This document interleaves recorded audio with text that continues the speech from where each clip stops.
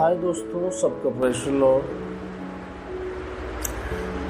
परमेश्वर का नाम में धन्यवाद देता हूँ कि परमेश्वर हमें फिर से और एक मौका उनकी स्तुति महिमा प्रशंसा करने के लिए दिए हैं।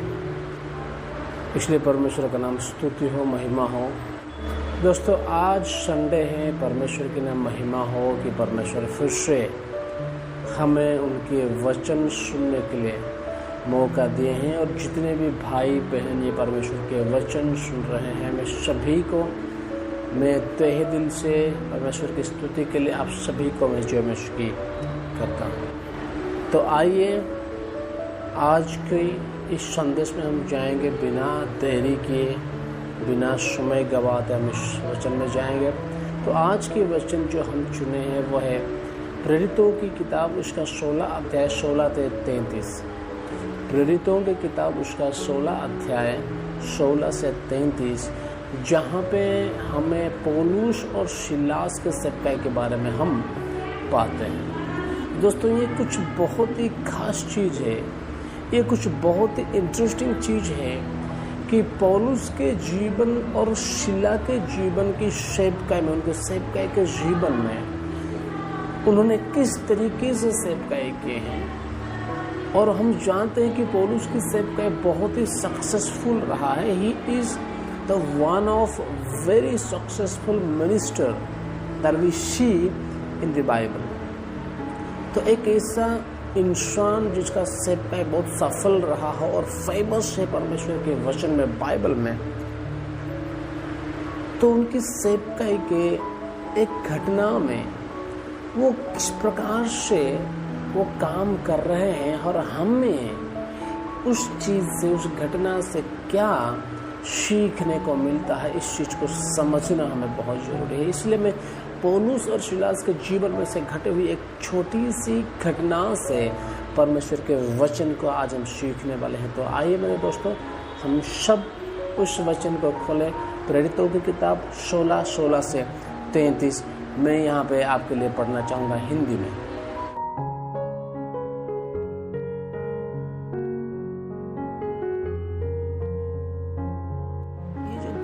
हो रहा है, इस घटना के समय में पौलुस और सिलास और फिलिप के शहर में वो सेवकाई कर के आए हैं और वो सेवकाई करके आकर अभी फिलिप में पहुंचे हैं। और वचन के अनुसार फिलिप में पहुंचने के बाद सबसे पहला जो काम वो कर रहे हैं वो ये है कि वो एक प्रार्थना का जगह ढूंढ रहे हैं। जब 16वीं आयत हम पढ़ेंगे, वहाँ पे लिखा है हम एक प्रार्थना करने के लिए एक जगह ढूंढें। हर एक परमेश्वर के सेवक बगैर प्रार्थना हम कुछ नहीं कर पाएंगे। प्रार्थना का जगह ढूंढना जो जरूरी है। एक pastor, the primary thing has to be to search the place of prayer. प्रार्थना का जगह ढूंढे। कहाँ मैं प्रार्थना करूँगा, कहाँ मैं परमेश्वर से बातें करूँगा, उस चीज़ की भूख हमें होना चाहिए। हम पौलुस के सेवकाई के बहुत बड़े बड़े कामों को देखें। पौलुस के द्वारा बहुत सारे कलीसिया को स्थापित किया गया है, लेकिन उसके पीछे की रहस्य मैं आपको बताता हूँ। उसके पीछे की जो रहस्य है वो ये है कि पौलुस एक इंसान प्रार्थना के लिए भूखा थे। वो कभी भी एक जगह में बिना प्रार्थना किए नहीं जाते थे। प्रार्थना की जगह को ढूंढने वाला एक इंसान थे। आज के पास्टर्स क्या करते हैं? आज के पास्टर जब एक नई जगह में जाते हैं, वो सबसे पहले व्यवस्था की बात देखते हैं। मेरे लिए रहने के लिए सुविधाएं है कि नहीं, मेरे बच्चों के लिए सुविधाएं है कि नहीं, और बच्चे पढ़ने के लिए आसपास स्कूल है कि नहीं। मैं नहीं कह रहा ये सब करना नहीं चाहिए, ये सब जरूरी है, देखना भी चाहिए। लेकिन मैं इस बात को कह रहा हूँ कि हम प्रार्थना की बातों को बाद में रख देते हैं और बाकी की चीज़ें जो बाकी लोग भी करते हैं उस चीज़ को आगे रख लेते हैं। लेकिन एक पासमान का क्या होना चाहिए कि दोस्तों यही आत्मिक चीज़ों आगे रहे और बाकी की चीज़ें बाद में। तो पौलुस सबसे पहले पौलुस उन्होंने की प्रार्थना की जगह ढूंढे ताकि वो प्रार्थना करें, क्योंकि वो सेवक परमेश्वर के दास थे और इसलिए उनके सेवकाई में बहुत भयानक आश्चर्य काम हुआ करते थे। आज आप किस लिए बेताब हैं? आज आपके जीवन में आप कौन सी चीज़ को ज़्यादा अहमियत देते हैं? आज आपके जीवन में कौन सी चीज़ों को आप प्राथमिकता देते हैं, प्रायोरिटी देते हैं मेरे प्यारे? अगर ये प्रार्थना या फिर आत्मिक चीज़ नहीं है तो फिर आप गलत हो। भले आप पासमान हो या फिर भले आप एक विश्वासी हो, अगर आपकी प्राथमिकता, आपकी प्रायोरिटी अगर जीसस या फिर आत्मिक चीज़ नहीं है तो फिर आप गलत कर रहे हैं। अगर आप यीशु मसीह से, परमेश्वर से आशीषित होना चाहते हैं तो हमारा प्रायोरिटी, पहला चीज़ प्रार्थना और आत्मिक चीज़ होना जरूरी है। जब हम आगे की आयतों को पढ़ेंगे 16 से 18 आयत तक, 16-17 आयत जब हम पढ़ेंगे, हम इस चीज़ को समझते हैं कि वहाँ पे जब ये प्रार्थना के लिए जा रहे होंगे तो एक लड़की से मिल रहे हैं जिसमें एक अनक्लीन स्पिरिट है और वे लोगों का भविष्य के बारे में बताती है। और ये लड़की जो है कुछ लोगों के द्वारा रखी गई है और ये एक व्यवसाय है कि ये लोगों का भविष्य बताती है और इसके द्वारा लोग पैसा कुछ कमाते हैं।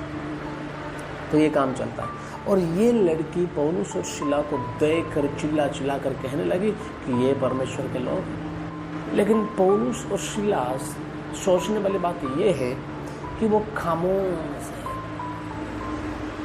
पौलुस और शीला वो खामोश है, वो चुपचाप है। वो जानते हैं कि हमें यहाँ पे खामोश रहना जरूरी है। अरे प्यारो, एक आत्मिक इंसान को समझ में आना चाहिए कि कहाँ और कब खामोश रहना जरूरी है। खामोश का मतलब चुपचाप कुछ ना करना, रिस्पॉन्ड ना देना, उनके साथ में कोई भी आपका रिश्ता ना रखना, यानी कोई रिस्पॉन्ड नहीं, कोई इंटरेक्शंस नहीं होगा। पौलुस और शीला खुद को यहाँ पे इनएक्टिव, शांत रख रहे हैं। क्यों?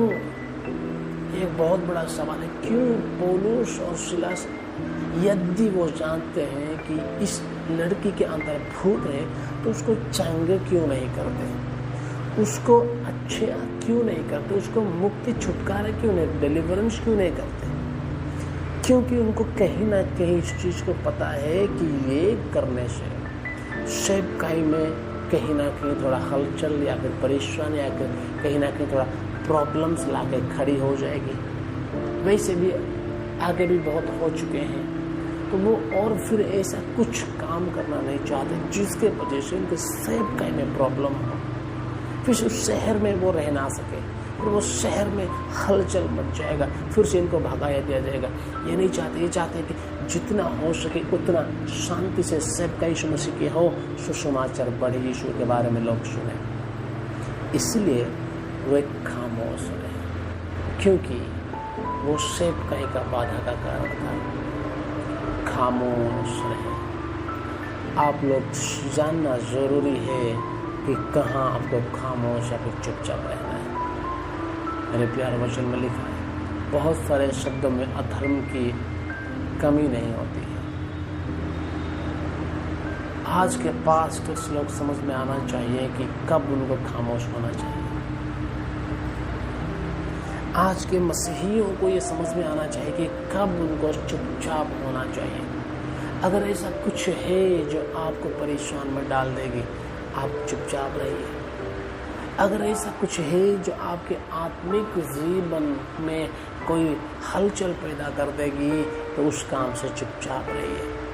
अगर ऐसा चीज़ है जो करने से आपके आशीषें आपके परिवार में हलचल पैदा कर देगी, आपके परिवार में एक प्रकार का बाढ़ आ जाएगी। तो ऐसे कामों से आप वंचित रहे तो चुपचाप रहे, खामोश रहे। ऐसे बहुत सारे परिवार हैं जो चुपचाप या फिर खामोश ना रहने के वजह से बहुत हंगामा हो रहा है।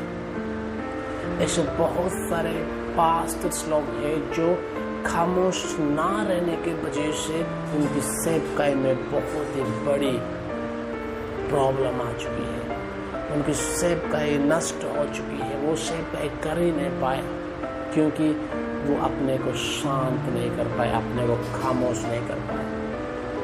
अगर आपको पता है ये चीज़ मेरे लिए आशीष का काम नहीं है, यही चीज़ करने से मेरे आत्मिक जीवन में भूचाल आ जाएगा, यही चीज़ करने से मेरे पारिवारिक जीवन में एक प्रकार का दहशत मच जाएगा, ये चीज़ करने से मैं आगे नहीं बढ़ पाऊंगा, ये चीज़ करने से मेरे आत्मिक जीवन उन्नति नहीं होगी, ये चीज़ करने से मैं आशीषित नहीं होऊंगा, तो उस काम को मत करें, उस काम को ना करें।